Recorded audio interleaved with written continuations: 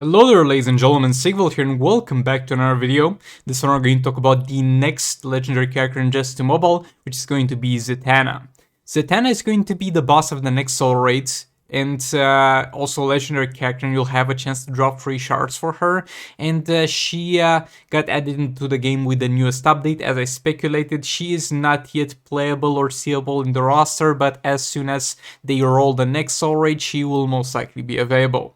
So let's take a look at her and let's break down the abilities, no matter what they say. And I've taken a little bit of a look at them. She's going to be insanely strong. But no matter how that goes, no matter how she turns out to be, she's definitely going to be my number one on the research purposes. Characters in Just 2 Mobile. But yeah, that's how her character art looks. Bro, not gonna lie, she looks worse in the character art than she does in the actual model, which is something that's very rare. I don't know what fighting AI she will use. She might use a new fighting AI in terms of basic attack hits. A lot of you might be like, yay, finally they're not recycling stuff. I'm like, oh no, they're gonna mess it up again. It's going to take 1 year for it to be a functional character. But yeah, we'll see how that goes. Let's take a look at also something worth noting is that she's got only one fast attack hit. This basically dictates how many times you hit when you hit a fast attack chance. And I guess this is done kind of to balance her out because she's very strong in other ways. But this at the same time kind of makes her pay to win because she's most likely going to synergize very well with the Jokerized Battering, and that gives 3 fast attack hits and is going to be the only character in the game that's going to take the full benefit from it because it caps at 5. I mean, not really. At 4, excuse me, only for Marshman at 5, but we'll see how that goes. Also, her crit damage is also lower base, because usually the base crit damage is going to be 150 for characters. But yeah, those are going to be her gear. Though she gets the crit damage from the gear set, some of it, so it balances out. So let's take a look at the first passive. So, successful specials used by Zatanna apply a random debuff on the active opponent. The starting debuff is random, but the order is always the same. So basically you're going to start at a certain random point over here, and you're going to, let's say you start in the middle, and you're going to cycle all the way down, and back on top, cycle all the way down, and back on top, cycle all the way down, and back on top. And the thing is, it does not really say that it's going to be something timed, so it's going to be something like the Brainiac Special 1.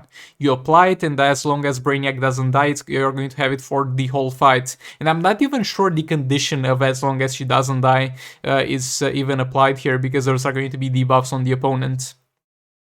So debuffs are going to be a chance to increase opponent's cheapest special power cost by 1 power bar.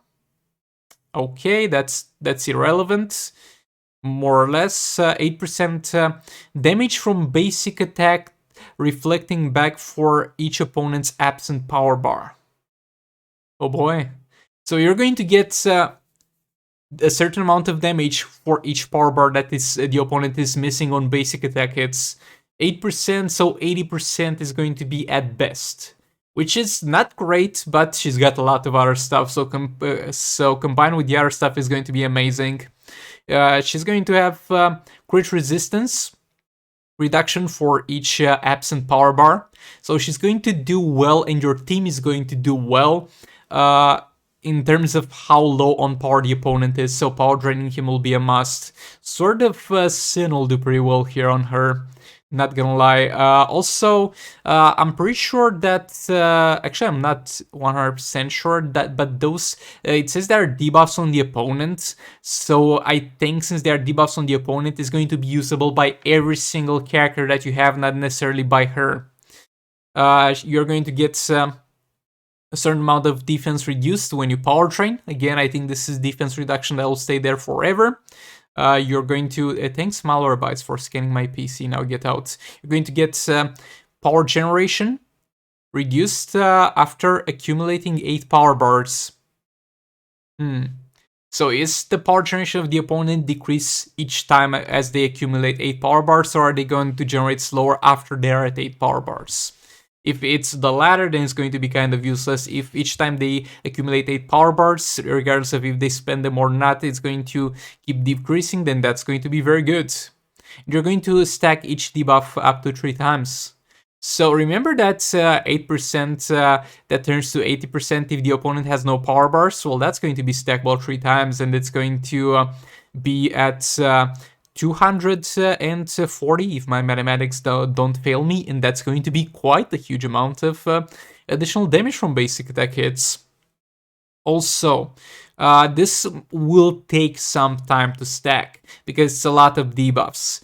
Think of this, you're going to use her cheapest special, let's say, to stack this thing over here, let's say. You're going to use it, it costs 3 power bars. It's also going to give you some crit chance, I guess, which is kind of irrelevant. But you're going to just spam this on the opponent. And just keep in mind that this is the same cast as the special one of Raven. So as supposed to using Raven special one 5 times, and you would have to use, for example, Brainiac special one 10 times to get the max lethal attack damage, this one has to be used 15 times to get the absolute full effect out of those debuffs, because each one of them stacks up to 3 times. So in base case scenario fights, you're going to look at to get the maximum out of those things at 1 minute and 30 left of the fight to deal damage. In the absolute best scenario, this makes her not a very reliable support, more like using her as the damage dealer and dealing damage progressively while you build this, but nevertheless this is very strong.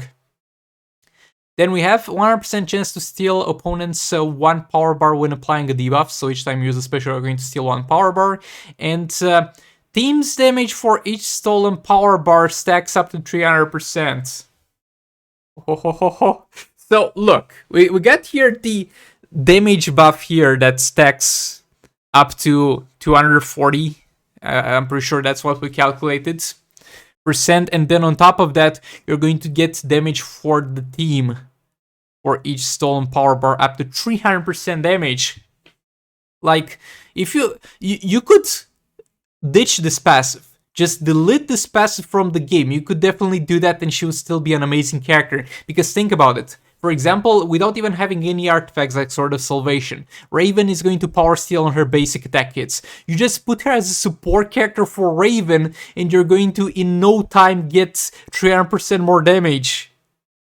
Like, that is insane. And I'm pretty sure the stacking does not decrease with the max stacking does not decrease with the level of the ability. You're just going to have a harder time stacking it, but it's going to also cap at 300%. But boy, this is insane. And again, you can delete this passive, you can only leave this passive on, you can delete everything else, and she would still be an amazing character, but there's more. She deals percentage health damage on each successful special active up to maximum 30% per battle. And it says up to 30%, not a certain amount of time. So it means that if the enemy's got a damage cap, instead of using it only 5 times and dealing less than 30%, you're going to have to use it more than 5 times, but you're going to reach the 30% max cap. So you get percentage health damage here.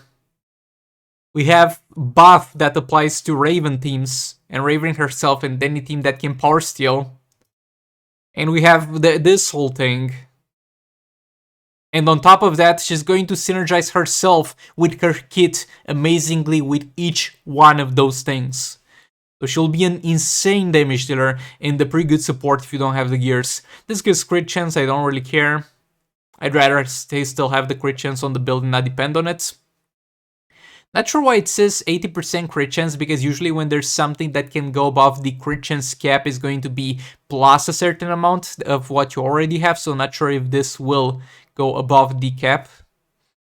Then we have this thing, which is going to be dealing some damage and a chance to perform a random special for free. This is going to be quite iffy because there might be a chance that special gets blocked by the enemy or something, and I'd rather choose the special that I use because it's not going to be too big of a discount to go for the third special, and this is going to deal some damage and apply some burning effect. But keep in mind, all those specials, even though also burning, I was gonna say they don't do much, but burning, this reduces the crap out of defense, so she removes defense and crit resistance with her passive. But her specials don't look like anything too interesting, but think about it. You're going to have this special that's going to have a chance to power steal, It's going to have increased damage for each power stolen ability. It's going to deal percentage health damage. It's going to apply those debuffs. Yeah, that's about it for this video. Nah, bro, I say that I'm not sure if she's going to be the best character in the game or not, if she's going to dethrone Raven, but I think it's pretty safe to say at this point that she's going to be far better, not a better support than Raven. I don't think she will be a better support than Raven because she might take too long to stack the first passive, but she most likely will be the best damage dealer in the game, regardless of if you do or do not have the Beta Club, but most likely will do better with the Beta Club. Boy, how did they come up with this design? They were like, okay, brainstorm time. What's good? Damage against the opponent, that's good. Removing all the resistances, that's good. Percentage health damage, that's good. What do we go with, guys? And then some dude on the back was like, what if we do all of them? Oh yeah, add some power steel in there as well, boy. Best character in the game incoming. I'm excited. Thanks so much for watching, and goodbye.